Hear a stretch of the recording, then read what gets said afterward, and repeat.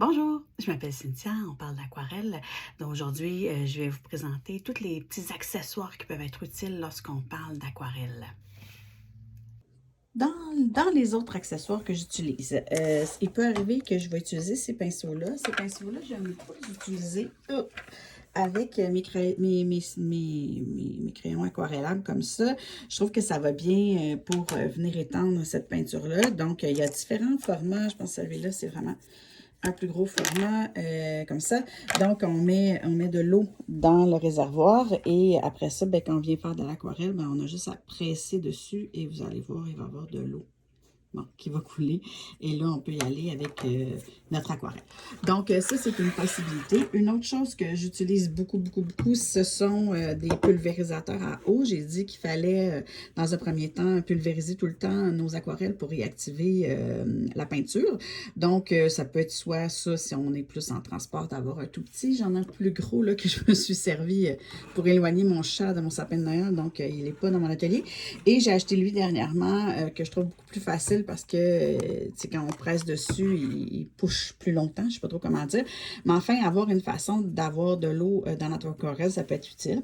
Une autre chose que je vais utiliser à l'occasion, c'est des petites pipettes comme ça où je vais venir plonger dans l'eau propre et venir encore réactiver mes aquarelles. Donc, j'aime beaucoup ça. Des fois, quand je veux faire un contenant, une aquarelle avec beaucoup d'eau ou je veux vraiment diluer une peinture ou des choses comme ça, bien ça, c'est bien pratique pour ça. Ça me permet d'avoir plus d'eau que juste en utilisant un pinceau ou en utilisant ça.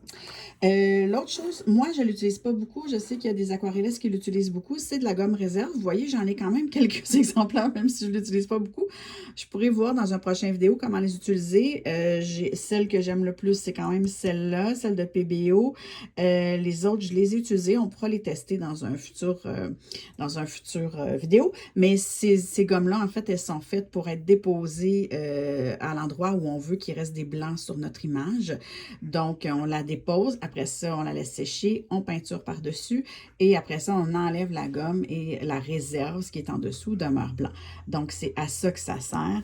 Mais c'est pas tout le monde qui l'utilise. C'est pas un absolu nécessité quand on commence dans l'aquarelle. Pour nous aider à faire sécher l'aquarelle plus rapidement parce que je suis une grande impatiente, j'utilise beaucoup cet outil-là. C'est un, je sais pas comment ça s'appelle, en fait, c'est un truc que j'avais acheté, ça doit faire 25 ans, j'ai ça, là. J'avais acheté ça pour faire, tu sais, quand on fait des étampes avec la petite poudre qu'il faut faire fondre. Donc, c'est pas du vent qui sort, c'est vraiment de la chaleur. Ça fait beaucoup de bruit, là, si je l'allume. C'est vraiment très chaud. Ma main, elle ne pouvait plus rester là. Oui, peut-être ça pourrait fonctionner avec un sèche-cheveux. Par contre, le sèche-cheveux, il pousse de l'air. Donc, l'air poussé pourrait faire bouger l'aquarelle ou les pigments ou l'eau dans l'aquarelle. Ça, comme c'est de la chaleur, il ne faut juste pas le tenir trop près non plus, là. Mais ça fait moins bouger parce que c'est pas du vent. Je sais qu'ils s'en vendent dans les magasins de construction, là, les différents magasins de construction. Mais sûrement dans les matériels d'art pour faire, comme je vous disais, les étampes, là, ça doit exister encore, même si le vieil vu de meilleurs jours, on voit, il est très vieux, mais tant qu'il fonctionne, je le garde. Puis ça, c'est parce que j'étais impatiente, là, parce qu'on peut tout simplement laisser l'aquarelle sécher à l'air libre, là.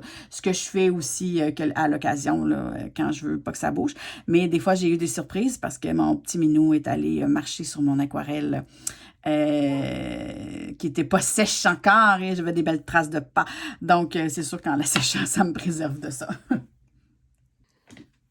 Ce que j'ai toujours sous la main aussi, c'est des Kleenex, des mouchoirs, pour des fois absorber des dégâts, des flaques ou des choses comme ça.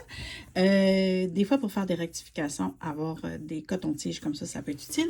Et finalement, mon bon Dieu, on peut utiliser des essuie-tout, tu sais, pour venir essuyer notre pinceau quand il y a trop d'eau, essuyer notre pinceau pour enlever la couleur dessus, des choses comme ça. Vous voyez, moi, j'utilise une ancienne couverture couverture de bébé que mes enfants avaient. Mes enfants sont rendus dans la vingtaine.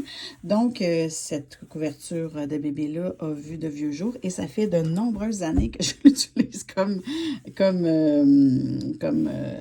en faisant de l'aquarelle.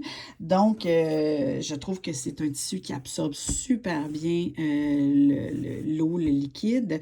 Puis je le lave de temps en temps. Là. Il a fini par tacher avec les années, évidemment. Mais il existe d'autres choses. Là. Vous pourriez utiliser des essuie-tout. C'est peut-être moins écologique un petit peu, là, mais sinon, il y en a qui se vendent des linges.